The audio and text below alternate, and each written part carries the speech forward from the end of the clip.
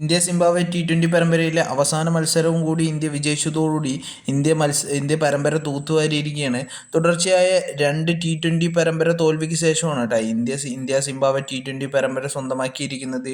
India ആദ്യം അയർലൻഡുമായിട്ടുള്ള 2 മത്സരങ്ങളുള്ള പരമ്പര തോറ്റതിന് ശേഷം ഇംഗ്ലണ്ടുമായിട്ട് 5 മത്സരങ്ങളുള്ള പരമ്പരയിൽ 4 മത്സരവും ഇന്ത്യ തോറ്റിട്ടുണ്ടായിരുന്നു. ഒരു മത്സരം മഴ കാരണം ഉപേക്ഷിക്കുകയായിരുന്നു.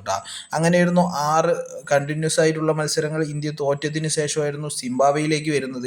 കോച്ച് ഗൗതം ഗംഭീറിന്റെ അഭാവത്തിൽ VVS ലക്ഷ്മണനെ കോച്ചായിട്ടായിരുന്നു ഇന്ത്യൻ ടീം സിംബാബ്വേയിൽ എത്തിയത്. എന്നാൽ ഇന്ത്യൻ ടീം സിംബാബ്വേയിൽ വന്നതോടുകൂടി കളി തികച്ചും വ്യത്യസ്തമായിട്ടായിരുന്നു കളിച്ചുകൊണ്ടിരുന്നത്. തുടക്കത്തിലെ 2 മത്സരങ്ങൾ വിജയിച്ച് ഓൾറെഡി പരമ്പര ഇന്ത്യ സ്വന്തമാക്കിയിരുന്നു. തുടർച്ചയായ 6 മത്സരങ്ങളായിരുന്നു ഗൗതം ഗംഭീറിന്റെ കീഴിൽ ഇന്ത്യ തോറ്റിട്ടുണ്ടായിരുന്നത്. അതിനുശേഷം ഒരു റെസ്റ്റ് എന്ന നിലയ്ക്കായിരുന്നു VVS ലക്ഷ്മണനെ കോച്ചാക്കുകയും ഗൗതം ഗംഭീറിനെ റെസ്റ്റിന് അനുവദിക്കുകയും ചെയ്തിട്ടുണ്ടായിരുന്നത്. എന്നാൽ VVS ലക്ഷ്മൺ ടീമിലേക്ക് വന്നതോടുകൂടി ഇന്ത്യൻ ടീം കളി മാറ്റിയെന്ന് തന്നെ വേണമെങ്കിൽ പറയാം. തുടർച്ചയായ 3 വിജയങ്ങളായിരുന്നു ഈ ഒരു പരമ്പരയിൽ ഇന്ത്യ സ്വന്തമാക്കുകയും അതേപോലെ തന്നെ ഈ ഒരു പരമ്പര തന്നെ സ്വന്തമാക്കുകയും ചെയ്തിട്ടുണ്ടായിരുന്നത്. ഇപ്പോഴും ആരാധകർ പറയുന്ന കാര്യം എന്തെന്ന് പറഞ്ഞു കഴിഞ്ഞാൽ ഇന്ത്യയുടെ തുടർച്ചയായിട്ടുള്ള ദയനീയമായ തോൽവിക്കെല്ലാം കാരണം ഗൗതം ഗംഭീർ കാരണമാണ് എന്നുള്ള ചർച്ചകളാണ് സോഷ്യൽ മീഡിയയിൽ നിറഞ്ഞുകൊണ്ടിരിക്കുന്നത്.